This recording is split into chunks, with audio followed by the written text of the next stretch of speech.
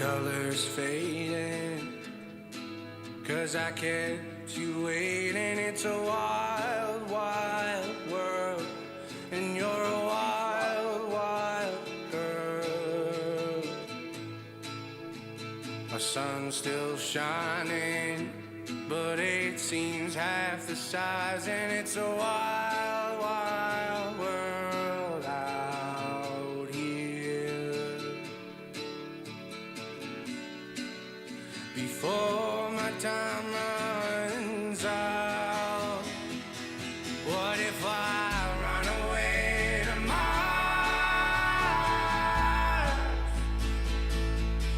Would you find me in the stars?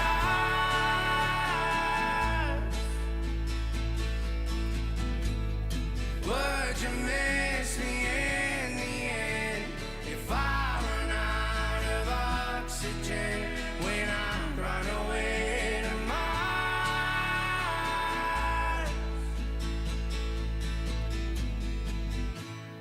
I can't tell which way's home. I've been gone for so long, it's an empty world up here.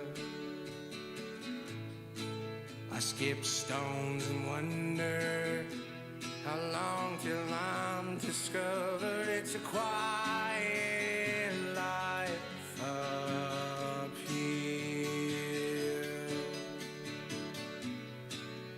Before my time runs out, what if I run away to Mars? Would you find me in the stars? Good afternoon, everyone. Stand back from the mic, David. My name is Dave Foley, and it is a signal honor for me to have been chosen by Jim's family to officiate today at the ceremonial part of our farewell. I've said to the family, and I'll say it to you, I know, you all know Jim better than I do. But this family has shared so freely with me. As I said to them a few moments ago, I think that I know some important things about him, but I know this: I wish I had known him. This man left giant footprints in the hearts of so many people, and I know that he would be honored by the presence of so many of you here in the chapel, as well as those who are joining us online. There's a couple of announcements. First of all, thank you for making the time today to be here. I know that some of you have probably come straight from work. For everybody here, under different circumstances, there'd be lots of things that you would be doing today, but here you are. And your presence here is a gift to Debbie and to the family in their time of need right now. You will notice on the funeral card that, I think it's there, yes, Doctors Without Borders is a charity chosen by Jim and his family. If you would care to make a donation in his memory, that would be wonderful. All you have to do is catch any of us from the funeral home, the staff. We can make sure that you have all of the information you need. But the web address is given in the card, and we appreciate anything that you are able to contribute. Right after this gathering, we are going to exit across the hall to the Harvey Room, where we're going to have a time of refreshment and fellowship. You know, I've done this for many, many years, and almost without fail, what starts here is completed over there, because it will be an opportunity with a cup of coffee in your hand or sitting at a table with some of Jim's family and friends. Stories will come. You'll be able to share what he means to you and why his life has been special. So please, we would invite you and encourage all of you to join us there. And then after the reception, you are invited to go to Bugsy's and raise a glass in Jim's memory. That would be a terrific thing to do, and every one of you is invited. I think it's important that we recognize Debbie, Jim's wife, his daughter Sarah, his daughter Melissa, his brother Bill, his brother Don. And oh my goodness, there are so many more names that we could speak. You will find them mentioned in the funeral card. And I encourage you to make yourself known to the family as you share stories about Jim.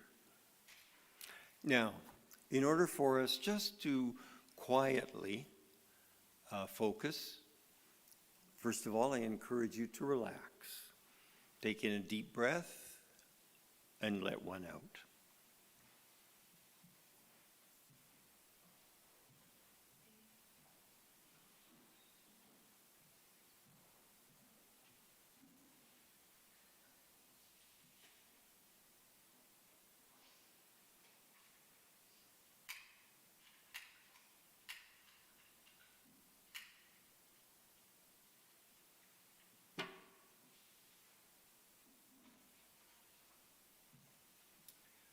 We light this candle to remember and celebrate the life of James Robert Harper, a son, brother, husband, father, grandfather.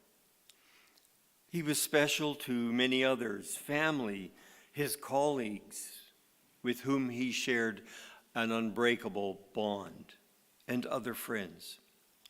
This flame is a symbol of the way that his legacy will shine brightly. The rising smoke suggests our thoughts and prayers rising to find him in heaven, affirming our love and our loss today. This simple candle will help us focus our thoughts and minds as we remember and pay tribute to one of God's best men.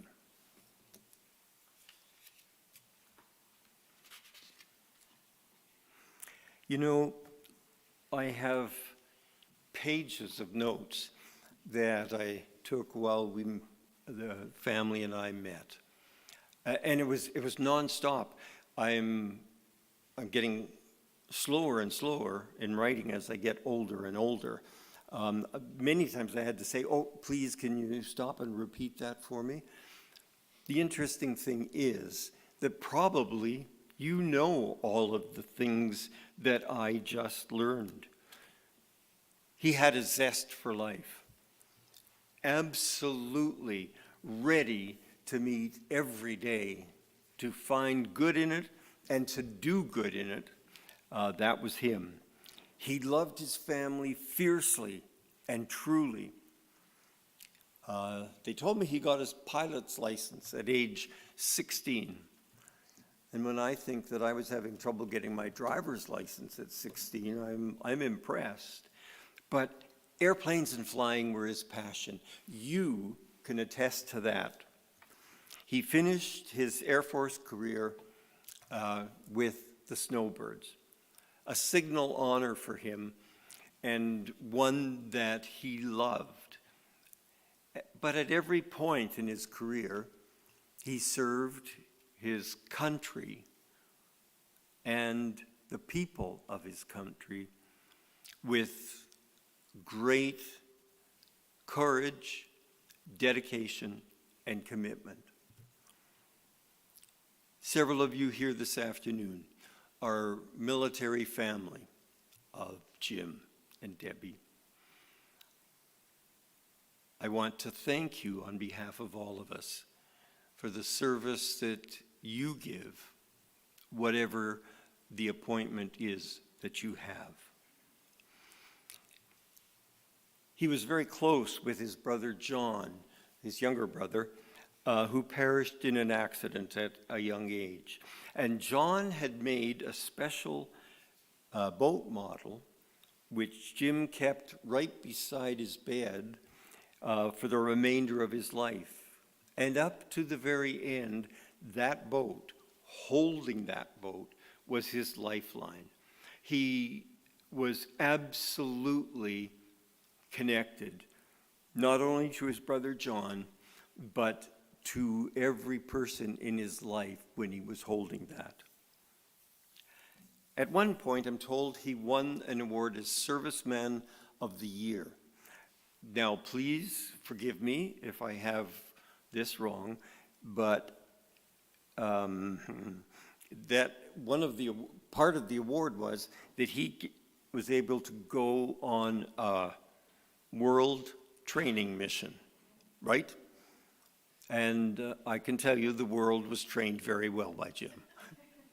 He had the opportunity to go to many countries and regions of the world, and it was one of the highlights, of course, of his life. He was a craftsman, always building something. My understanding is his latest passion was doing a cedar strip kayak. I don't think it's done yet, is it? Okay, so some of you might want to step up and help Debbie with that. The level of expertise and the craftsmanship that would go with that just boggles my mind. But he was ready to work on it, by the way, since 2007. So it was apparently definitely a work in progress for a long time. He taught for some time at the Royal Military College, and again proved his leadership and the strength of his commitment and his attention to detail. I'm told that he developed a confined spaces protocol for the military, which is still in use today. He loved everything outdoors. He had a strong work ethic, never took sick days. What I found interesting, and correct me if I'm wrong, but his daughters on sick days sometimes would go with him to work, and there they would rest while he was working. That's commitment to his work, matched by commitment to his family. What a great story. He rose through the ranks until he was an administrator, senior airframe technician, master airframe technician, is that it? Close enough. He was so darn good at it that there were, we can add many, but remember, master, whatever, that's what he was about everything in his life. Even though he was supposed to be an administrator, he loved getting his hands dirty. He really loved getting in to work on the aircraft. He had the best smile. His picture shows a good one. His whole face is a part of that smile. There is no way you could meet that face without feeling good. There's absolutely no way. So if you're still feeling a little grumpy, before you leave today, go and look at the picture. That'll make you feel better. His laugh was special, and it was infectious. So I'm hoping that as you hear stories and are reminded through pictures or music of his life, that there will be laughter coming. You know, we went through all of these things, and I've got way more than that. That he was magic when he was cooking or grilling. But at the very end, just these two things. He might be considered stubborn, and he was certainly considered independent. Those were not presented as negatives, by the way. They were just added to complete the picture of Jim Harper.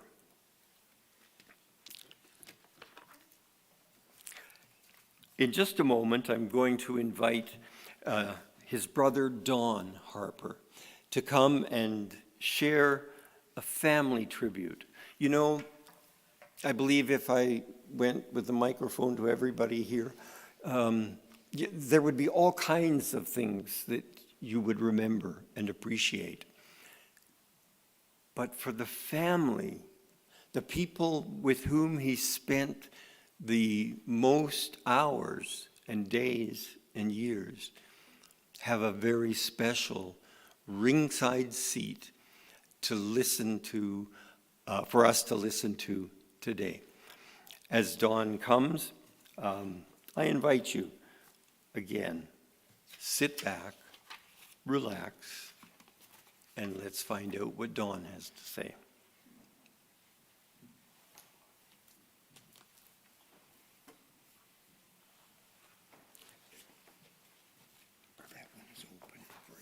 Okay, thank you. How to start? A tribute to my brother. First of all, I'd like to thank everybody for being here in person and on the net. My name is Don, and I'm one of Jim's brothers. Jim was the oldest of four of us boys and second brother to pass, John passing in 1981. Both my brother and I, and with the rest of our family, feel their loss immensely. Jim and the rest of us boys enjoyed a happy childhood in and around Smiths Falls, Ontario. Mom and Dad, of course, working hard to feed four growing boys, and it wasn't easy. Jim happened to be the most educated of our married band, as he was the only one of us to graduate kindergarten. Yeah. Not that we didn't have the opportunity to go, that's why he graduated. He would point that fact out to us later in life as we enjoyed a couple of social beverages when we were together. After we had moved back into Montague Township outside of Smiths Falls, Jim and our childhood adventures began in earnest. Completing a day of tramping through the woods and visiting the Locan Creek, we would be interrogated by Mother and disciplined, if required, by Dad after he got home from work. Jim, of course, being the oldest, he would be held responsible and would suffer swift justice. But he always did have the last laugh. As again, him being the oldest and the largest at the time, he didn't receive any hand-me-down clothing. Poor Bill being number 4 on the chain, he was the least happy. At the age of 14 and 13, Jim and John joined the local Air Cadet Squadron, where Jim's lifelong interest and passion for aviation began. It was through the cadet program that he attained his private pilot's license. On our way through Quebec, our family stopped by where Jim was receiving his training for a visit. Both Mom and Dad were so proud. Mom perhaps a little bit more fearful than proud. Jim held various jobs throughout back home, but I think the one he enjoyed the best was as a late-night radio programmer and DJ for the local CJET radio station. As a DJ, Jim, along with brother John, would supply music to the local dances and parties. If that CJET van could talk, it could tell us a lot of stories. Some of them good, some of them perhaps bad. In '79, Jim began his lifelong career with the Royal Canadian Air Force. Having completed his initial training, he posted at CFB Trenton to serve as an airframe technician. His Air Force adventure brought him to postings all across our great nation, and also included the best-kept secret, posting to Lahr, Germany. I had the privilege of Jim picking me up after a paradrop on the infield in Lahr from a Buffalo aircraft. After not seeing him for a few years, that infectious smile again of his, we were just so happy to see each other. Everybody here knows they've seen it, either in person or in these pictures here displayed today. After visiting with the family there at the house, Jim insisted on touring me around the local establishments in Lahr. And needless to say, the next morning, it was a bit difficult to get back onto the aircraft. And I can tell you, German beer is very good. We were never posted at the same spots together, but through all the time apart, we've always stayed in contact. Sometimes with phone calls in the middle of the night from 3 or 4 provinces away. Nobody on the receiving end liked that very much. He would always get me back, though. My brother was also one of the most generous people I've ever met. He would give you the shirt off his back. During his posting to Comox, a colleague of mine spotted Jim, and he said, geez, he was a Newfoundlander. He said, that's got to be Donnie Harper's brother boy. Of course, Jim, he could have denied it, but he didn't. And during their conversation, Jim lent my buddy, whom he never knew before, his truck for the use of for a week. And he didn't even know him, other than the fact that he was one of my friends. Jim had a brief 5-year interruption from the military after serving in Comox, BC, where he met the love of his life, Debbie. And they both ended up working hard on 2 separate properties in the Channel Islands, on one of which they were married. I had the pleasure of standing up for Jim. Both Jim and Debbie put their heart and souls into their work and to each other. Once again, I had the opportunity to visit onto one of their retreats and was treated to the gourmet cooking that Jim excelled at. Fresh caught prawns and steak was his specialty. During this military lull, Jim and Debbie also decided to volunteer for general duties at the Abbotsford Air Show for a number of years. Jim's easygoing manner and his ability to make friends reflects on the large number of people calling, texting, and sending condolences on his passing from all over North America. After this 5-year break from the military, Jim's passion for aviation reared its head again, and Jim re-enlisted. He just couldn't stay away from it. Back to Trenton, he went, working on the C-130 aircraft.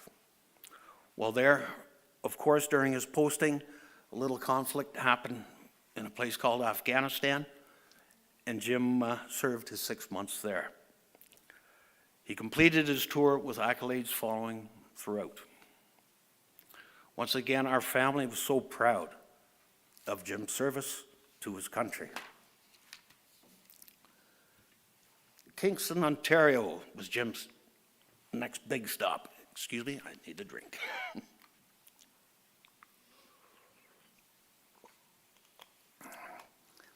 In Kingston, he instructed at the Royal Military College. With Jim's exceptional leadership and his caring personality, he garnered respect from both his peers and the students. During this time, both him and Debbie tackled a renovation on their house in Kingston. Needless to say, the job had to be perfect, a trait we all inherited from our father. It It was during this time that Jim was again asked, after a couple of years, for a posting to Moose Jaw, Saskatchewan here with the famous Snowbird team. Never to hold himself back, Jim, of course, agreed. He was thrilled to be involved with aircraft maintenance again. While here, he renewed his friendship with Mark and Darlene.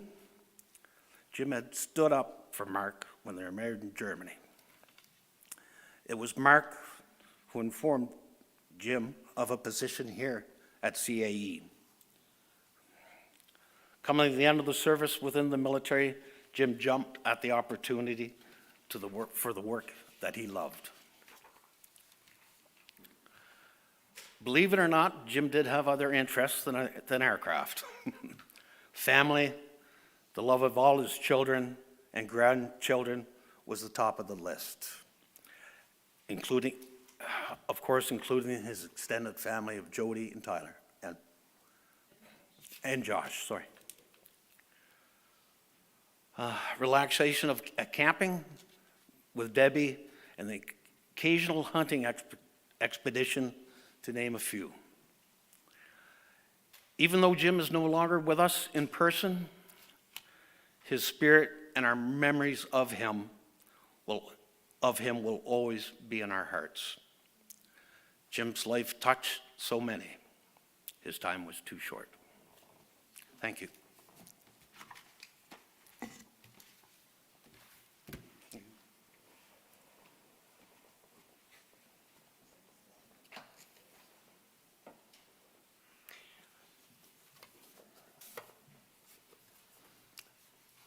Don, I think I wish you were my brother, because I'm not sure my brother is going to say such nice things about me, even though I've given him lots of material.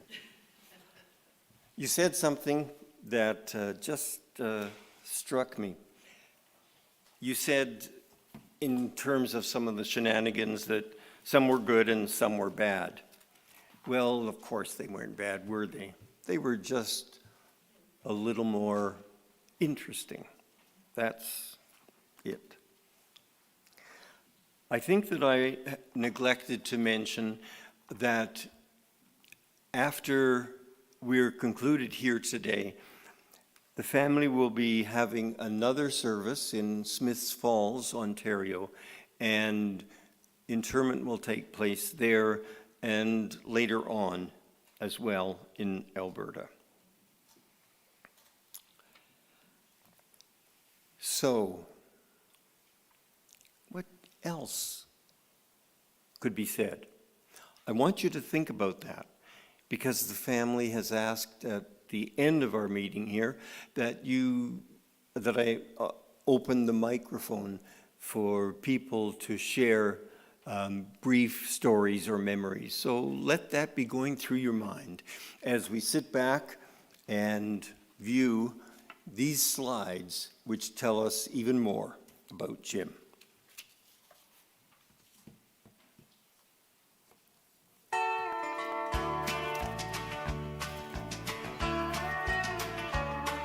You may think that I'm talking foolish. You've heard that I'm wild and I'm free. You may wonder how I can promise you now this love that I feel for you always will be. But you're not just time that I'm killing. I'm no longer one of those guys. As sure as I live, this love that I give is gonna be yours until the day that I die. Oh baby, I'm gonna love you forever, forever and ever, amen. As long as old men sit and talk about the weather, as long as old women sit and talk about old men, if you wonder how long I'll be faithful, I'll be happy to tell you again. I'm gonna love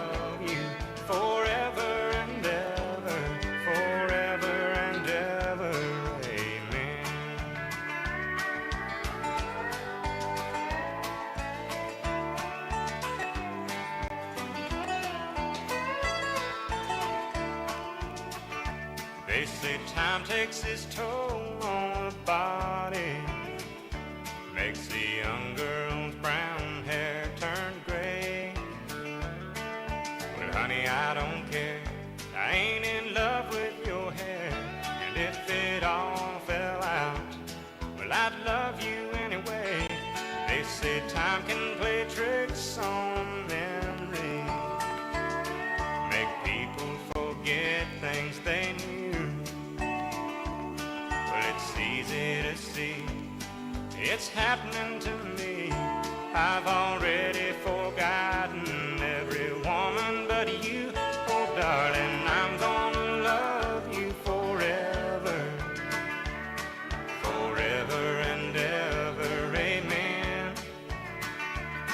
As long as old men sit and talk about the weather, as long as old women sit and talk about old men.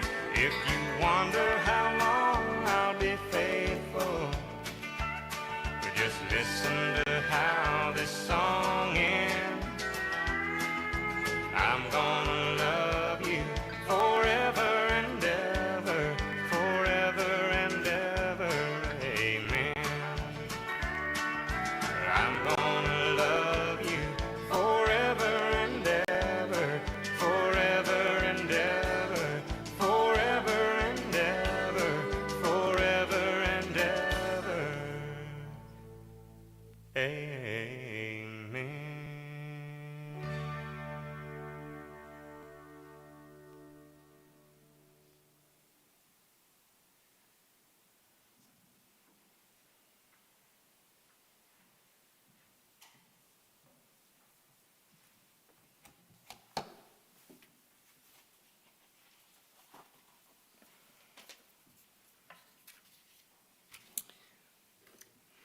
There was not a picture of Jim where he wasn't smiling.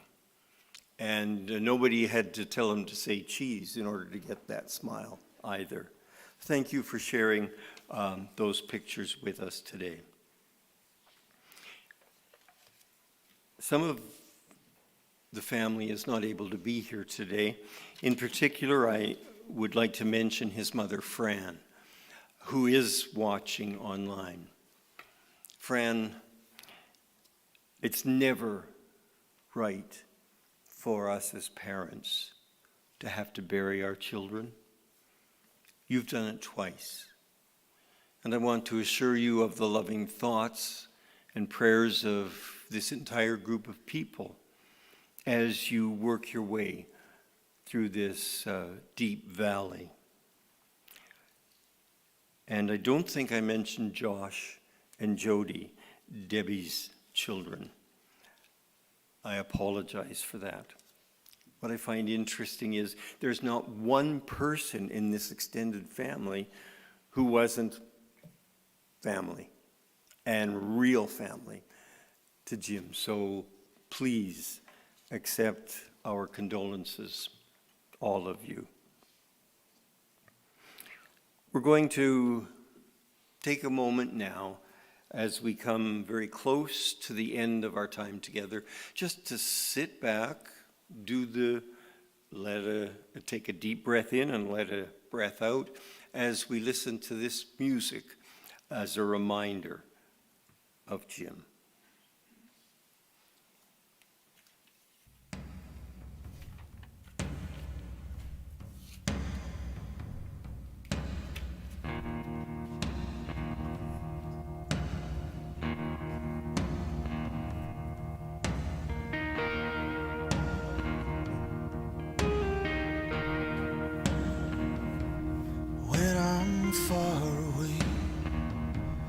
Miss you every day.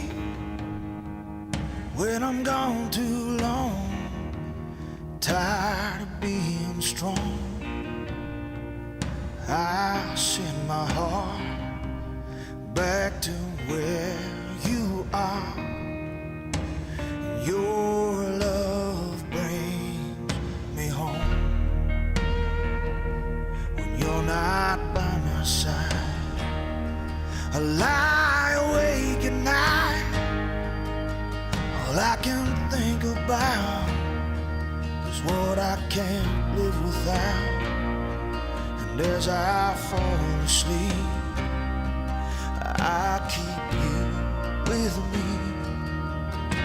And your love brings me home. Brings me home. Brings me home to the place where I belong. There to guide me through the storms. Your love brings me home. When I'm out on the road and time is moving slow, when it's dark outside, I just close my eyes. Like a shining star, darling, there you are. Your love brings me home. Brings me home. Brings me home to the place where I belong. There to guide me through the storms. Your love brings me home.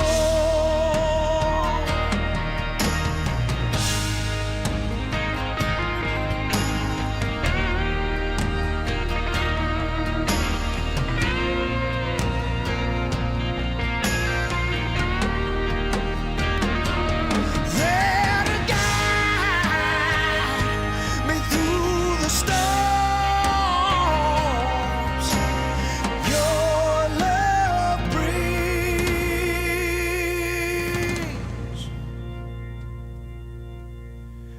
me home.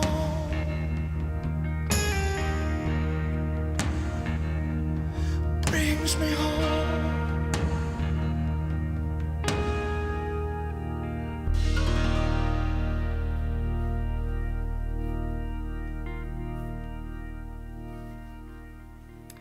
Johnny Reed, your love brings me home to the place I belong.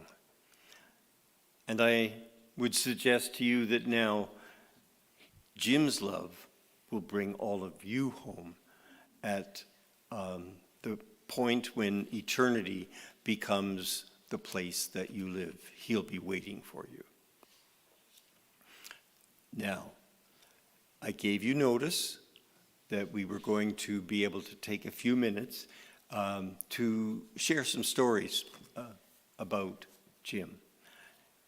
I'm going to ask you, when you stand up here, that you state who you are so that everybody knows, and then just share from your heart what you need to say. I'm going to invite. You realize, of course, that when you reach my age, the problem is there's too many names up here. So much, Dave. It's Tyler. Tyler. Okay. Maybe we should start, what's that? Son-in-law. Stepson. Son-in-law, yeah. Son-in-law. Thank It's a you. lot of times. Okay, you've told me all of that. You probably don't have anything left to say, right? Oh, you Okay. covered everything. We're good, Yeah. thank you. My name's Tyler. I'm Jim and Debbie's son-in-law. I had the distinct honor of joining the family shortly after Jim, and he had some great advice on how to navigate that side of the family, and I'm forever in his debt for that. Jim and Deb would come out quite often to our house in Rocky Ford out in Alberta there for Christmas or in the summer and stuff, and I don't know who was more excited for them to show up, the kids to see Grandma and Grandpa, or me to have my drinking buddy show up again. Jim and I would spend a lot of time in the kitchen just sharing stories, and he'd have a wealth of stories about the girls and his brothers, and I gotta say, Fran, you had your hands full. My respect goes out to you. one evening before Christmas, Jim and Deb had come out early, and I had a beer league hockey game, and Jim come along, and it so happened there was a couch in the dressing room for some reason. Well, he sat on that couch, and he shared stories with the guys, and we come home, and we thought we were being so quiet. We sneak in the door, we're whispering away, and find out the next day that Jody says, "What were you guys doing?" I said, "What do you mean?" She goes, 3 o'clock, all I hear is, "Oh my God, we're so fun." Apparently we woke up the entire house being quiet. And that's Jim. I mean, he's just a life. You know, he cast such a wake in our small town that everybody asks about them. You know, the owner of the Chinese restaurant, how's Jim and Deb? When are they coming out next? The owner of the crop spraying company, he has a plane. Oh, when's Jim coming out next? He took us up in the air a few times there, and it was just so special. They spent so much time in our town, they really, really left a mark. Jim had a great sense of humor, even when he was the butt of the joke. I remember one summer, Jody and the kids were out visiting, and Jim still had to work, and he come home one day, and he's wearing his fatigue green, and Parker comes up and he looks at him without seeing a word. He goes, "Yeah, I know, I look like a giant pickle." Well, Jody calls me, he tells me, "Oh, Grandpa Pickle." Forever, that was his name, and he hated it. And the fact that he hated it made me love it even more. I called him that all the time, and he would just laugh, and I could tell inside he was swearing at me, but man, I just love that name for him. He had such a memorable laugh. I'm going to miss him so much. But I've always told myself that heaven isn't a place you go to after you pass. It's a place you build while you're alive. And I can tell with these people here, Jim has built himself a wonderful place in our hearts and in our memories. And I want to thank you all for coming and spending this time with us. Thank you. I've got a pocket full. Oh.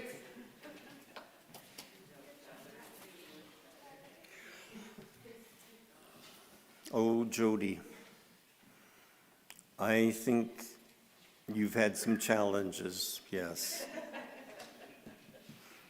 Now, is there anyone else who would like to share just a story or a few words? And I don't mean to put any pressure on. You will have time, of course, across in the Harvey room. But don't let yourself be disappointed that you didn't stand up. Your last chance.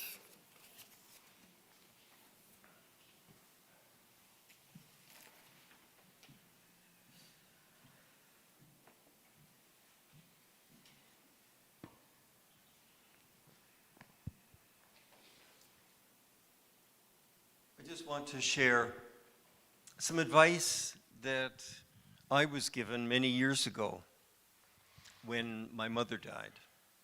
Perhaps it will speak to you and give you a bit of direction. Every minute someone leaves this world behind. We are all in the line without knowing it. We never know how many people are before us. We cannot move to the back of the line. We cannot step out of the line. We cannot avoid the line. So, while we wait in line, make moments count. Make priorities. Make time. Make your gifts known. Make a nobody feel like a somebody. Make your voice heard. Make the small things big and make someone smile. Make the change. Make love. Make up. Make peace. Make sure to tell your people they are loved. Make sure not to have any regrets. Make sure you are ready, but make sure that you live.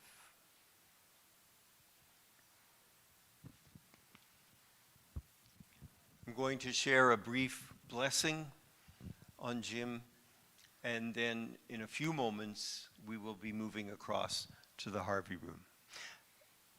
This isn't a prayer, but I invite you, just bow your heads and close your eyes. Think of Jim.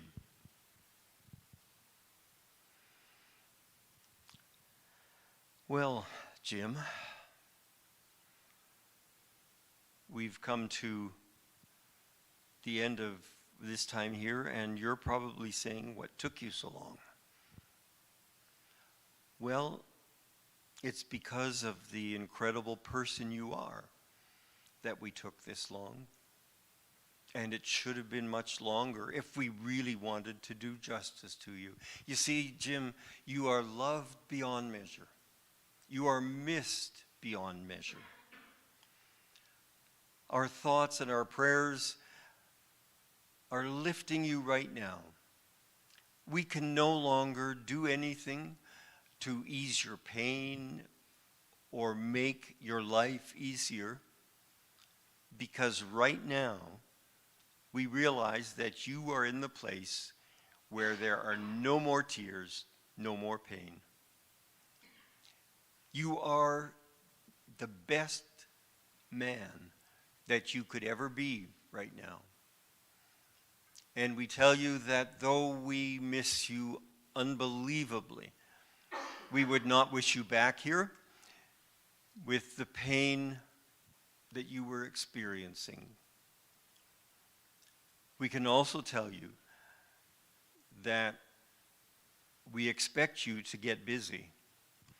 There are things that need to be done. I don't know whether an airframe technician can work with the angel's wings, but you can give it a try. And above all, make sure that everything is ready when we join you. Jim, be blessed. Thank you. And now, just before we leave here today, a brief dismissal. Wherever you go in your world today, go with the intent to make peace, to make joy, to make something better. And may you find peace every step of the way. Thank you. Would you rise, please?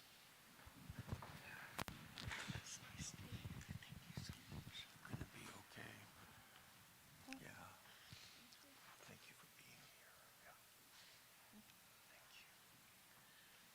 Bless you. You're my man. Thank you. It will get better. Not soon, but it will. Thank you, Dave. You have been marvelous people to work with. Thank